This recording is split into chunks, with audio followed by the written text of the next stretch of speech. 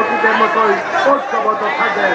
এই সরকারকে আমরা সহযোগিতা করতে চাই, যেমন সত্য আবার মুক্ত গণতন্ত্র পূর্ণ গণতন্ত্র প্রতিষ্ঠার জন্য যথাযথ পদক্ষেপ গ্রহণ করবেন, সেটি আমরা আশা করি। আপনাদের সকলকে আন্তরিক ধন্যবাদ জানিয়ে, কৃতজ্ঞতা জানিয়ে আমি আমার কথা শেষ করছি। আল্লাহ হাফেজ। বাংলাদেশ জিন্দাবাদ, জাতীয়তাবাদী দল জিন্দাবাদ, দেশ নেত্রী বেগম খালেদা জিয়া জিন্দাবাদ, তারেক রহমান জিন্দাবাদ। সকলকে ধন্যবাদ। নেতৃবৃন্দ, আমাদের মাঝে উপস্থিত বিএনপির স্বাস্থ্য বিষয়ক সহ সম্পাদক জাহানারা সিদ্দিকী, আমাদের মাঝে উপস্থিত বিজ্ঞান ও প্রযুক্তি বিষয়ক সহ সম্পাদক ইঞ্জিনিয়ার মোহাম্মদ আশরাফ উদ্দিন। এ পর্যায়ে বক্তব্য রাখবেন